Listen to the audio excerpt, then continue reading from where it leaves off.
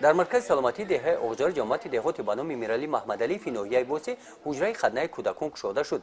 بعد از معاینه طبی گذاشتن کودکان روزهای چهارشنبه هفته این عمل گذرانده می شود.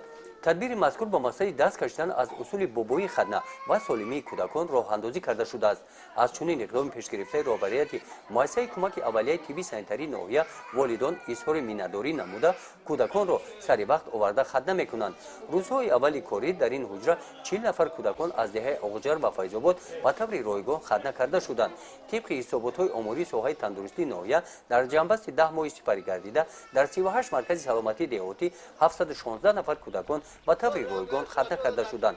روزهای چهارشنبه هفته در همه مرکزهای سلامتی دهاتی خدنه کودکان به طور رایگان گذرانیده میشوند. خوبیش همین که اصولهایی که در دورهای پیش بود ما اون را استفاده می‌بریم، فقط با راههای لازری استفاده می‌بریم و این بسیار اهمیت کلان دارد. کودکان بسیار خونرویش کم می‌شود، عصبانیت کمتر، استرس نمی‌گیرند.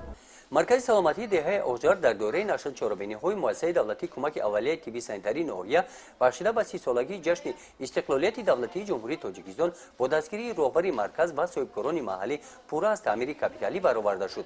همه حجره‌ها با وسیله‌های ضروری طبی تامین کرده شدند. خدمترسانی ما اول در همین حدود همین دهات اوجار راست که 9700 نفر رو تشکیل میکنند.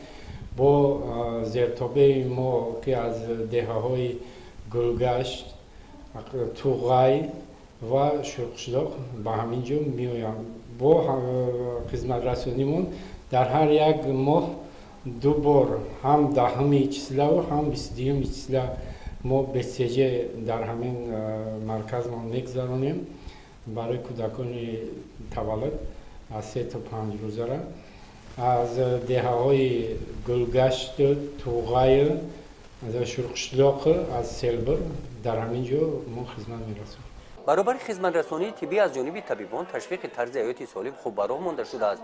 در حجره مادر و کودک عاید بیماری‌های سرایتی، بیماری ویسپید، راه پیشگیری این بیماری‌ها، همچنین عاید سینه مکانی غذای سالم برای کودکان با مادران جوان طبیبان همه روزه صحبت و واخوری‌ها گذرانده با آنها مصلحت‌های مفید می‌دهند.